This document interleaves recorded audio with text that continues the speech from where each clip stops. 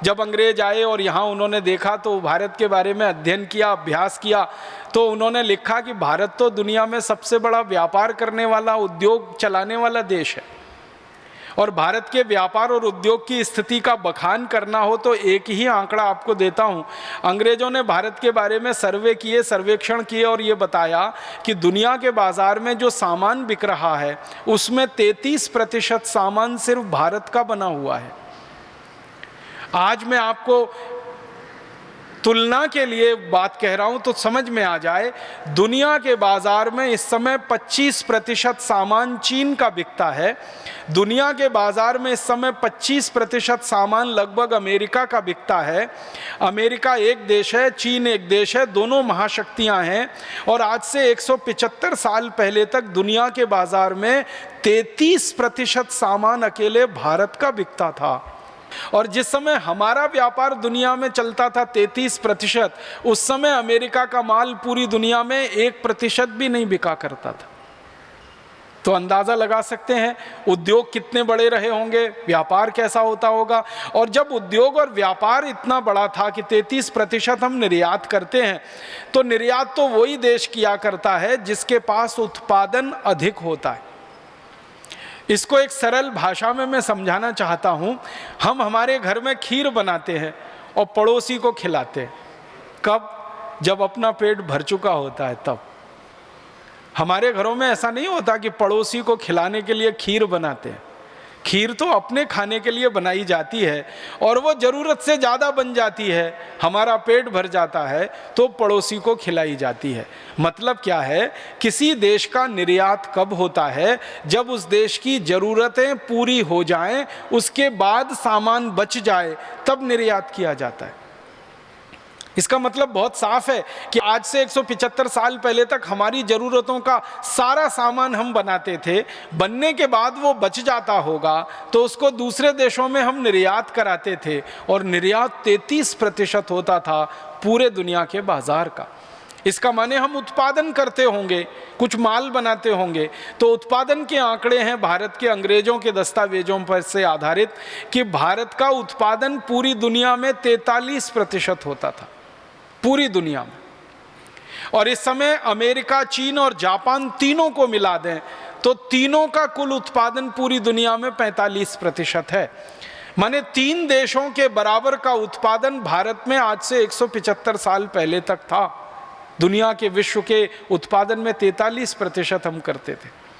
और आमदनी के स्तर के जो आंकड़े हैं भारत के, 27% आमदनी सारी दुनिया की भारत के कंट्रोल में होती थी। माने भारत 27% दुनिया के बाजार की आमदनी अपने पास लेता था। आमदनी भी हमको होती थी, निर्यात भी हम करते थे, उत्पादन भी होता था। और उत्पादन इतनी चीज़ों का होता था जो दुनिया के बाज़ार में धड़ल्ले से बिकती थी। 1-2 चीज़ों के बारे में बताता हूँ। हम स्टील बेचते थे दुनिया के बाज़ारों में। स्टील के बारे में सारी दुनिया में आज ये गलतफहमी है कि स्टील जो है ना, मॉडर्न टेक्नोलॉजी और साइंस का उत्पाद है। माने आधुनिक विज्ञान ने पिछले 100 साल में स्टील बनाकर दिया है। लेकिन भारत के दस्तावेज बताते हैं कि भारत में तो 3000 साल से स्टील का उत्पादन होता रहा और सारी दुनिया में हम बेचते रहे वो स्टील। और हमारे स्टील से जहाज बनते रहे पानी के, और वो जहाज दुनिया की कंपनियां खरीदती रहीं और उससे व्यापार करती रहीं। स्टील हम बेचते थे, कपड़ा हम बेचते थे। कपड़े का इतना अद्भुत उत्पादन इस देश में रहा है क्योंकि दुनिया की सबसे अच्छी कपास हम पैदा करते रहे और वो कपास से कपड़े बनते रहे। ढाका का मलमल, सूरत का मलमल, खंडवा के आसपास के इलाके का मलमल, मध्य प्रदेश में मालवा एक क्षेत्र कहलाता है इंदौर उज्जैन के आसपास का, वहाँ का मलमल दुनिया में प्रीमियम प्राइस पे बिकता था। माने हम जो कीमत बोल देते थे उस कीमत पे हमारा कपड़ा बिकता था। और आपको सुनकर हैरानी होगी कि भारत का कपड़ा दुनिया के बाजार में जब बिकने के लिए जाता था तो उस समय तौल कर कपड़ा बिकता था। आज कपड़ा मीटर से बिकता है, लंबाई से बिकता है। आज से लगभग 150-200 साल पहले तक कपड़ा तौल से बिकता था। 1 किलो कपड़ा, 2 किलो कपड़ा, 5 किलो कपड़ा। तो कहा जाता है दस्तावेजों में कि भारत का कपड़ा तराजू के एक पल्ले में रखा जाता था, उतने उतने ही वजन के बराबर का सोना दूसरे पल्ले में रखा जाता था और सोने के वजन के बराबर हमारा कपड़ा बिकता था। हम कपड़ा बेचकर सोना लाते थे इस देश में और 3000 साल तक ऐसे ही बिकता रहा। 3000 साल हमने कपड़ा बेचकर सोना कमाया है। 3000 साल हमने लोहा बेचकर सोना कमाया। 3000 साल हमने जहाज बेचे पानी के सोना कमाया। 3000 साल हमने औषधियाँ बेची दुनिया के बाजार में और सोना कमाया। क्यों? क्योंकि कारण एक था, उस समय सोना जो था ना विनिमय की वस्तु थी। 36 तरह के उद्योगों के तो दस्तावेजी प्रमाण अब तक मिल चुके हैं। कुछ और प्रमाण अगर हम ढूंढेंगे तो सैकड़ों किस्म के और उद्योगों के प्रमाण मिल जाएंगे आने वाले समय में। तो ये सारे उद्योग चलाकर दुनिया भर में व्यापार करके हम सोना चांदी हीरे जवाहरात लाए। 3000 साल हमने ये व्यापार किया, उसमें इतना सोना चांदी हीरा जवाहरात इस देश में आ गया कि हमने सोने के मंदिर बना लिए, मंदिरों में हीरे जड़वा दिए, मंदिरों की दीवारों में हीरे जड़वा दिए। आपने सुना है सोमनाथ का एक मंदिर सोने का मंदिर था जिसको लूटने में महमूद गजनवी को 17 साल लगे थे। अब एक ही मंदिर को लूटने में किसी को 17 साल लगे तो कल्पना कर सकते हैं ना कितनी संपत्ति होगी उस मंदिर में। महमूद गजनवी के समय में लिखी गई एक पुस्तक है, वो पुस्तक ये बताती है कि मंदिर की दीवारों में जड़े हुए हीरों को निकालने का काम 17 साल तक वो करते रहे और तब भी जाके पूरे हीरे नहीं निकाल पाए वो मंदिर की दीवारों से। तो जिस देश के मंदिरों की दीवारों में हीरे जड़े जाएं, जिस देश के मंदिरों की मूर्तियां सोने की बनाई जाएं, जिस देश के मंदिरों के मंडपम सोने के हों, छत्रपम सोने के हों, जिस देश के मंदिरों के किवाड़ सोने के हों, खिड़कियां सोने की हों, अंदाज़ा लगा सकते हैं उस देश के घर कैसे रहे होंगे। अंग्रेजों के जो इतिहासकार रहे हैं वो बताते हैं कि भारत में जब वो घूमने के लिए आते थे तो किसी घर में खाना खाने के लिए जाते थे तो वो कहते हैं कि घरों में जाते थे तो सोने के सिक्कों का ढेर लगा मिलता था। ये जो अंग्रेजों का एक बड़ा अधिकारी रहा ना टीबी मैकॉले, जिसने भारत की शिक्षा पद्धति बदली, कानून पद्धति बदली, न्याय पद्धति बदली, वो खुद कहता है कि वो जब भी भारत के किसी व्यक्ति के घर में गया सोने के सिक्कों का उसने ढेर देखा और जब उसने पूछा कि ये सोने के सिक्के कितने हैं तो जो भारतीय व्यक्ति उसने कहा गिने नहीं हैं क्योंकि हमारे पास फुर्सत नहीं है गिनने की, हम तो तौल कर रखते हैं सोने के सिक्के।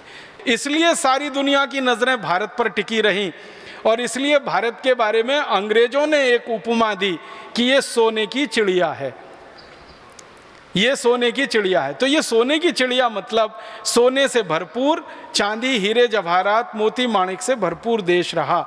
ऐसा देश था। अगर ऐसा देश था तो संपूर्ण स्वदेशी और स्वावलंबी ही रहा होगा, उसके अलावा ये देश बन नहीं सकता ऐसा। तो उसकी खोज जब हम लोग करते हैं आजकल और आगे भी करते रहेंगे तो पता चल रहा है कि इतना स्वदेशी और स्वावलंबन इस देश में रग रग में भरा हुआ था कि ये देश अद्भुत बना। अब मैं मूल बात पे आ रहा हूँ कि भारत का ये जो स्वावलंबन और स्वदेशीपन था ये आया कहाँ से? तो ये आया हमारी ग्रामीण अर्थव्यवस्था में से। अंग्रेजों के आने के पहले तक भारत की अर्थव्यवस्था को दो हिस्सों में बांटकर अगर हम देखें तो एक थी नगरीय अर्थव्यवस्था और एक थी ग्रामीण अर्थव्यवस्था। जो ग्रामीण अर्थव्यवस्था थी वो मूल में थी और नगर की जो अर्थव्यवस्था थी वो ग्रामीण अर्थव्यवस्था पर आधारित हुआ करती थी।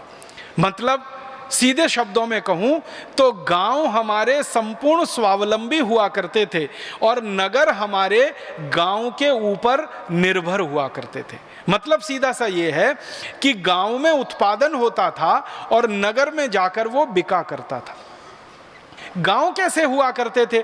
जिन अंग्रेज इतिहासकारों ने भारत की ग्रामीण अर्थव्यवस्था पर अध्ययन किया है और जिन अंग्रेज शासकों ने भारत की ग्रामीण अर्थव्यवस्था को तोड़ा है, दोनों के आधार पर मैं बात करता हूं आपसे। कुछ अंग्रेज ऐसे आए जिन्होंने भारत की पूरी ग्रामीण अर्थव्यवस्था को तहस नहस कर दिया, तोड़ दिया। उनमें से एक अंग्रेज था, उसका नाम था डलहौजी, जिसके बारे में मैं बहुत बार कह चुका हूं। ऐसे ही एक अंग्रेज था विलियम वेंटिंग, जिसने भारत की ग्रामीण अर्थव्यवस्था को पूरा तार तार कर दिया। तो जिन अंग्रेजों ने भारत की ग्रामीण अर्थव्यवस्था को तोड़ा, उन्होंने भारत में क्या देखा गांव में, और जिन अंग्रेजों ने भारत की ग्रामीण अर्थव्यवस्था पर अध्ययन और अभ्यास किया इतिहासकार के रूप में, उन्होंने क्या देखा भारत के गांव में, तो वो मैं उनके ही शब्दों में सुनाता हूं। एक अंग्रेज इतिहासकार लिख रहा है भारत के गांव के बारे में। वो ये कह रहा है, भारत के बहुत सारे गांवों में गया, अध्ययन किया, और अध्ययन करने के बाद वो पहला एक वाक्य लिखता है गांव के बारे में कि भारत के गांव में बाहर से सिर्फ एक चीज आती है और वो है नमक। फिर से सुनिएगा, अंग्रेजी में लिखा हुआ कोटेशन है, उसका मैं हिंदी कर रहा हूं। वो ये कह रहा है कि भारत के गांव में बाहर से बस एक ही चीज आती है, वो है नमक, और बाकी सब चीजें गांव से बनकर शहरों में जाती हैं, नगरों में जाती हैं। तो नमक एक ऐसी चीज है जो भारत के गांव में आया करती थी बाहर से, बाकी कोई वस्तु भारत के गांव में नहीं आया करती थी। ऐसा अंग्रेजों के 200 इतिहासकार अपनी किताबों में लिख रहे हैं। कुछ नहीं आता था, सब भारत के गांव में होता था, गेहूं, चना, चावल, दाल, मटर। और एक अंग्रेज इतिहासकार ने तो बड़ी मेहनत की है कि भारत के एक एक गांव में क्या क्या होता था उसकी सूची बनाई है। तो आप हैरान हो जाएंगे, एक एक गांव में 2-2 हजार से ज़्यादा वस्तुएं पैदा होती थी। गेहूं, चना, चावल, दाल, मटर, तो ये तो उंगलियों पे गिने जाने वाले नाम है ना। ऐसी 2000 से ज़्यादा वस्तुएं भारत के अधिकांश गांवों में पैदा हुआ करती थी। और गांव कितने थे इस देश में? लगभग 7,50,000 के आसपास गांव थे अंग्रेजों के आने के पहले। और इन गांवों में उत्पादन की 2-2 हजार चीजें जब हुआ करती थी, उन्हीं चीजों से हमारे देश में उद्योग चला करते थे। आपको ये बात तो समझ में आती ही होगी, क्योंकि आप में से कई ग्रामीण क्षेत्र के लोग होंगे, कि मूल उत्पादन जो होता है, जिसको आधुनिक अर्थशास्त्र में कहते हैं प्राइमरी प्रोडक्शन, जिससे उद्योग चलते हैं, जैसे कपास का उत्पादन मूल उत्पादन है, उसको आधुनिक भाषा में हम कहते हैं प्राइमरी प्रोडक्ट, कपास। जैसे गेहूं का उत्पादन मूल उत्पादन है, उसको कहते हैं प्राइमरी प्रोडक्ट। चने का उत्पादन मूल उत्पादन है। हमारे देश के गांव में मूल उत्पादन होने वाली 2000 से ज्यादा वस्तुएं थी। अब उनका संशोधन और प्रोसेसिंग करके शहरों में सामान जाने के लिए तैयार होता था। तो गांव में उत्पादन का बड़ा भारी तंत्र था। गांव में कपास से लेकर हर तरह की चीज पैदा होती थी। गांव में कपास होती थी, कपास का सूत बनता था, सूत का कपड़ा बनता था, कपड़ा बाजारों में बिकता था, शहर के बाजारों में बिकता था, यूरोप के बाजारों में बिकता था।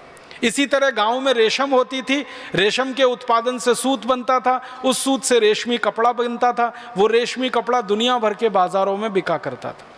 तो गांव की अर्थव्यवस्था को थोड़ा हम अध्ययन करते हैं। मैं इसके विस्तार में नहीं जाना चाहता, संकेत में कह रहा हूं कि हर तरह की चीज गांव में पैदा होती थी। याद रखना आप, 2000 वस्तुएं भारत के गांव में थी, जिनमें 90 खनिज और अनाज का अगर गिनना शुरू करें तो सैकड़ों किस्म के अनाज, और उसके अलावा बनने वाला कपड़ा, बनने वाली रस्सी, बनने वाली सुतली, ये सब गांव में होता था। और ये सारा काम जो गांव में होता रहा, इसको करने के लिए लोग कौन थे? हमारे देश में कारीगर लोग हुआ करते हैं, वो गांव समाज के सबसे अभिन्न अंग थे।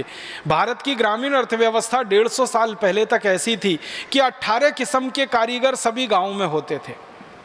सब गाँव में लोहे का काम करने वाले लोहार, सोने चांदी का काम करने वाले सुनार, कपड़े को बुनने वाले बुनकर, रुई आदि कपास को सूत बनाने वाले धुनकर, तेल निकालने वाले तेली, ऐसे बांस का और लकड़ी का काम करने वाले बढ़ई, ऐसे 18 किस्म के कारीगर सब गांव में होते थे। तो ऐसे कारीगरों पर आधारित, किसानों पर आधारित बहुत खूबसूरत गांव की व्यवस्था इस देश में चला करती थी। और एक बात बताऊं कि भारत में अंग्रेजों ने बहुत अध्ययन किया है गांव की न्याय व्यवस्था पर और गांव की चिकित्सा व्यवस्था पर। तो पता चलता है कि भारत की सारी न्याय व्यवस्था ग्राम पंचायत आधारित हुआ करती थी। गांव पंचायतें लगा करती थी और उनमें बड़े से बड़े फैसले हुआ करते थे। और ऐसे पंचायतें लगा करती थी, 1 गांव की पंचायत, 5 गांव की पंचायत, 10 गांव की पंचायत, 20 गांव की पंचायत। झगड़ा जितना बड़ा, पंचायत उतनी बड़ी। ये मूल सिद्धांत होता था। झगड़ा जितना छोटा, पंचायत उतनी छोटी। और गांव में ये जो सरपंच और पंचों की व्यवस्था होती थी, ये पूरी न्याय व्यवस्था का ही हिस्सा होती थी, और उसमें सारे झगड़े, सारे फैसले हुआ करते थे। और महत्व की बात ये होती थी कि उन झगड़ों और फैसलों में वादी भी संतुष्ट होता था, प्रतिवादी भी संतुष्ट होता था, क्योंकि न्याय करने वाला व्यक्ति निष्पक्ष होता था और वो धर्म की कसम खा के न्याय किया करता था। तो न्याय व्यवस्था में हम स्वावलंबी थे, उत्पादन में और उद्योग में हम स्वावलंबी थे, और इसी तरह से गांव की चिकित्सा व्यवस्था चला करती थी। लगभग इस देश के हर गांव में कम से कम एक वैद्य होता था और हर 5 गांव में एक सर्जन होता था। ये 1860 तक की कहानी है भारत की। भारत के हर गांव में एक वैद्य जो जड़ी बूटियों से चिकित्सा करे, और हर 5 गांव के बीच में एक सर्जन जो जरूरत पड़ने पर सर्जरी करे। और सर्जरी गंभीर से गंभीर, जैसे किसी का कान कट गया, जैसे किसी की नाक कट गई तो कान को जोड़ देना, नाक को जोड़ देना, किसी के शरीर के अंग का कोई एक बड़ा हिस्सा गल गया, सड़ गया, जल गया, उस हिस्से को दूसरे जगह से चमड़ा उतार कर ट्रांसप्लांट कर देना, जिसको आज हम राइनोप्लास्टी कहते हैं अंग्रेजों की भाषा में, वो भारत की ग्रामीण अर्थव्यवस्था का महत्वपूर्ण अंग थी। हर 5 गांवों के बीच में एक सर्जन था इस देश में। हड्डी जोड़ने वाले हाड़ वैद्य हुआ करते थे, और वो हाड़ वैद्य तो अभी भी इस देश में दिखाई देते हैं। ऐसे बेहतरीन हाड़ वैद्य मैंने देखे हैं मेरी आंखों से कि गंभीर से गंभीर टूटी हुई हड्डी को दोनों हाथ से पकड़कर एक बार जोड़ देंगे और उसके ऊपर कोई लेप लगाकर पट्टी बांध देंगे, और 20-25 दिन से लेकर 3 महीने में वो पूरी हड्डी जुड़ जाएगी। शायद ही कोई ऐसा व्यक्ति होता था जिसको गांव से बाहर चिकित्सा के लिए जाना पड़ता था। और बच्चों का जन्म कराना हो तो इसके लिए तो भारत में ऐसी अद्भुत व्यवस्था रही है कि हर घर की मां गायनोकोलॉजिस्ट से कम नहीं रही इस देश में। मैंने ऐसी माताओं को देखा है इस देश में, दक्षिण में, उत्तर में, पूरब में, पश्चिम में, कि बच्चे का जन्म इतनी आसानी से करा देती हैं कि कोई अच्छा से अच्छा गायनोकोलॉजिस्ट नहीं करा सकता उस काम। स्त्री रोग विशेषज्ञ जो होते हैं ना, उनको भी तकलीफ आ जाती है। ऐसी माताओं को मैंने देखा अपनी आंखों से बच्चों का प्रसव कराते हुए, और सब घर में लगभग ऐसी माताएं हुआ करती थी। एक घर में ना मिले तो पड़ोसी के घर में तो आराम से मिला करती थी। तो बच्चों के जन्म हो या उनके दूसरे बीमारियां हो या बड़े होने पर बीमारियां हो, सब तरह की चिकित्सा व्यवस्था इस देश में थी। और जिन अंग्रेजों ने भारत की चिकित्सा व्यवस्था पर अभ्यास किया, जैसे एक बहुत बड़ा अंग्रेज था डॉक्टर बेंजामिन करके, एक डॉक्टर लैंकेस्टर जिसने शिक्षा और चिकित्सा दोनों पर अभ्यास किया, वो कहते हैं कि भारत की चिकित्सा व्यवस्था देखकर तो हम अभिभूत हैं कि ऐसी सुंदर, इतनी व्यवस्थित सारी चिकित्सा यहाँ चलती है। और अंग्रेजों ने जो सबसे बड़ी विशेषता बताई भारत की चिकित्सा व्यवस्था पर, वो ये कि किसी को 1 पैसा भी खर्च नहीं करना पड़ता बड़ी से बड़ी चिकित्सा कराने के लिए, क्योंकि संपूर्ण चिकित्सा निःशुल्क होती है इस देश में। तो आप बोलेंगे फिर वैद्यों का काम कैसे चलता था, सर्जनों का काम कैसे चलता था? उनका भी तो जीवन होता है, रोजी रोटी उनकी भी होती है। तो पता चलता है कि गांव के सब लोग मिलकर वैद्य जी का घर चलाते थे, गांव के सब लोग मिलकर सर्जन का घर चलाते थे, गांव के सब लोग मिलकर हाड़ वैद्य का घर चलाते थे। माने वैद्यों को, चिकित्सकों को अपनी उपजीविका के लिए चिंता नहीं करनी पड़ती थी। जो भी उनके घर आता था कुछ ना कुछ लेके आता था, तो उससे उनकी व्यवस्था चलती थी। बहुत अद्भुत चिकित्सा व्यवस्था रही, और उसका कारण ये था कि हजारों किस्म की जड़ी बूटियां चूंकि इस देश में गांव-गांव में होती रहीं, इसलिए चिकित्सा व्यवस्था स्वावलंबी रही। इसी तरह से शिक्षा व्यवस्था हमारी संपूर्ण स्वावलंबी थी। गाँव में लगभग हर गाँव में एक गुरुकुल था, कोई गाँव में तो 2 गुरुकुल थे, कोई गांव ऐसे हैं जहां 3 गुरुकुल थे, लेकिन कम से कम एक गुरुकुल तो हर गांव में था। और गुरुकुल जब मैं शब्द इस्तेमाल कर रहा हूं तो आज की तुलना में जब आप इसको समझने की कोशिश करें तो 12वीं कक्षा तक का विद्यालय, इसका मतलब था अंग्रेजों के आने के पहले का गुरुकुल। 12वीं कक्षा तक की शिक्षा आज जिस विद्यालय में दी जाती है, जिसको हम हायर सेकेंडरी स्कूल कहते हैं, वैसे इस देश में 7,32,000 से ज़्यादा गुरुकुल थे अंग्रेजों के आने के पहले। गांव लगभग 7.5 लाख थे और गुरुकुल 7,32,000 थे। माने एक आध कोई गांव को छोड़ दिया जाए तो हर गांव में गुरुकुल थे। और गुरुकुल के ऊपर उच्च शिक्षा के लिए, उच्च विद्या के लिए कॉलेज स्तर के केंद्र थे, जिनको आज हम डिग्री कॉलेज कहते हैं और जिनको हम यूनिवर्सिटी कहते हैं। तो डिग्री कॉलेज और यूनिवर्सिटी दोनों मिलाएं तो ऐसे 14,000 केंद्र थे भारत में अंग्रेजों के आने के पहले तक, दक्षिण में, उत्तर में, पूर्व में, पश्चिम में। और जिसको आज हम साक्षरता की दर कहते हैं ना, ये साक्षरता की दर 97% थी पूरे भारत में, जो आज आज़ादी के 60 साल के बाद, 63 साल के बाद सिर्फ 50% है। अंग्रेजों के पहले साक्षरता 97% थी। अद्भुत शिक्षा व्यवस्था थी। एक आध ही गांव में कोई मिलता था जिसको पढ़ना लिखना नहीं आता हो, सबको पढ़ना लिखना आता था। जो अंग्रेज आए हैं इस देश में, वो अपने देश से हमारी तुलना करते हैं इतिहास की किताबों में। कई अंग्रेज कहते हैं कि हमारे देश में तो सबसे पहला स्कूल 1868 में शुरू हुआ लंदन में, लेकिन भारत में तो उससे हज़ारों साल पहले से 7,32,000 से ज़्यादा स्कूल चल रहे हैं। वो कहते हैं हमसे ज़्यादा शिक्षा में भारत ऊंचा। तो शिक्षा में हम स्वावलंबी थे। गुरुकुलों में पढ़ाए जाने वाले विषय बहुत अद्भुत हुआ करते थे। आपके मन में एक गलतफहमी ये हो सकती है कि गुरुकुल का माने खाली संस्कृत पढ़ाई जाती होगी, गुरुकुल का माने खाली वेद और उपनिषद पढ़ाए जाते होंगे। गुरुकुल हमारे देश में इंजीनियरिंग के भी हुए हैं, जहाँ सिविल इंजीनियरिंग पढ़ाई जाती थी, कंस्ट्रक्शन। गुरुकुल हमारे देश में एस्ट्रोफिजिक्स के हुए हैं, जो आज का आधुनिकतम शास्त्र माना जाता है। गुरुकुल हमारे यहाँ केमिस्ट्री के हुए हैं, गुरुकुल हमारे यहाँ सर्जरी के हुए हैं, गुरुकुल हमारे यहाँ मेडिसिन के हुए हैं, गुरुकुल हमारे यहाँ मेटलर्जी के हुए। मेटलर्जी जिसको हम धातु विज्ञान कहते हैं, धातु शास्त्र कहते हैं, सारी दुनिया में आधुनिकतम शास्त्रों में ये माना जाता है, उसके हमारे यहाँ सैकड़ों गुरुकुल रहे हैं। तो 18 से ज़्यादा विषय पढ़ाए जाने वाले गुरुकुल थे और हर गुरुकुल में संस्कृत, वेद और उपनिषद ये अनिवार्य था। इसलिए वेद सबको मालूम था, उपनिषद सबको आते थे और वेद के अलावा जो दूसरे शास्त्र हैं उनका भी ज्ञान सबको होता था। उसके साथ में एस्ट्रोफिजिक्स आती थी, एस्ट्रोनॉमी आती थी, मेटलर्जी आती थी। ये सब आधुनिकतम विद्याएं हमारे गुरुकुलों में पढ़ाई जाती रही। 175 साल तक पहले का भारत इतना अच्छा, स्वस्थ, समृद्ध, संपत्ति वाला, गांव-गांव स्वावलंबी, और 175 साल में इतना गड़बड़, इतना गिर गया। तो उसके गिरावट के पीछे का जो कारण है, वो कारण है अंग्रेजों के बनाए गए कानून और उनकी बनाई गई नीतियां। उन कानून और नीतियों के चलते हम नीचे तक गिर गए, गरीब, भुखमरी, बदहाली के शिकार हो गए। अब आता हूं आज की बात पर कि अब हमको फिर हमारे देश के गांव स्वावलंबी बनाने हैं और नगरों को, शहरों को गांव के आधार पर खड़ा करना है। तो गांव स्वावलंबी हो जाएं तो हमारे शहर और नगर भी स्वावलंबी हो जाएंगे, और गांव और शहर स्वावलंबी हो गए तो भारत फिर से स्वावलंबी हो जाएगा। हमें हमारे देश की व्यवस्थाओं को फिर से स्वावलंबी बनाना है, किसी पर निर्भर नहीं होना। पर निर्भरता सबसे बड़ा अभिशाप है, जिसमें से सारे दुर्गुण निकलते।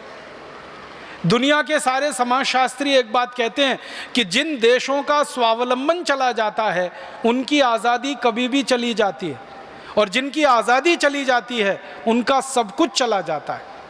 उनकी समृद्धि चली जाती है, उनकी संपत्ति चली जाती है, उनका ज्ञान चला जाता है, उनका चरित्र चला जाता है, उनके ज़िंदगी से हर चीज़ खत्म हो जाती है जिनकी आज़ादी चली जाती है। और आज़ादी जाने का एक सबसे बड़ा कारण है परावलंबन, स्वावलंबन का खत्म होना। तो हम नहीं चाहते कि भविष्य में भारत की आज़ादी फिर चली जाए।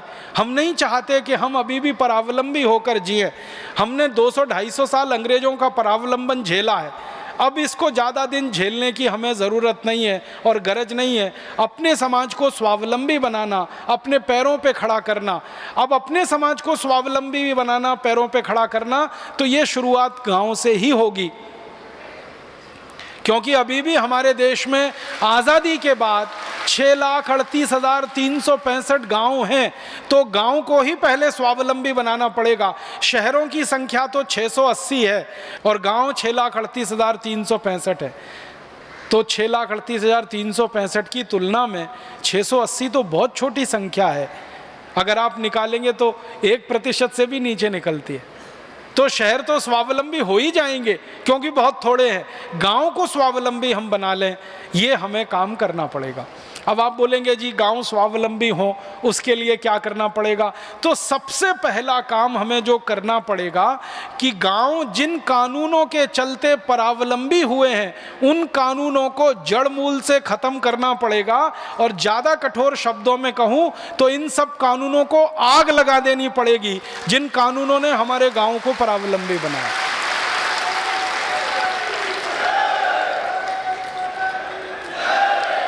आप अगर मुझसे पूछेंगे कि गांव के परावलंबन को खत्म करने के लिए, स्वावलंबन बढ़ाने के लिए सबसे पहले कौन सा कानून खत्म होना चाहिए, तो मैं कहूंगा लैंड एक्विजिशन एक्ट सबसे पहले खत्म होना चाहिए। दूसरा कानून जो खत्म होना चाहिए वो इंडियन एडमिनिस्ट्रेटिव एक्ट। तीसरा कानून खत्म होना चाहिए गांव के स्वावलंबन के लिए इंडियन पुलिस एक्ट जो अंग्रेजों के समय के, आईपीसी, सीआरपीसी, सीपीसी। और मैं बहुत दुख के साथ कहता हूं कि अंग्रेजों के समय के ऐसे 34,735 कानून हैं जिन्होंने हमारे गांव को जकड़ रखा है, पकड़ रखा है, छोड़ते नहीं है वो गांव को स्वावलंबी होने के लिए। तो ये सब कानून हमें खत्म करने पड़ेंगे। यही भावना के साथ परमपिता परमात्मा से प्रार्थना करता हूं कि सारा देश इकट्ठा होकर देश के स्वावलंबन को बढ़ाए, स्वदेशी के मार्ग पर चलकर, और हम इस काम में सफलता पाएं। ऐसी ईश्वर से कामना के साथ आभार। बहुत धन्यवाद।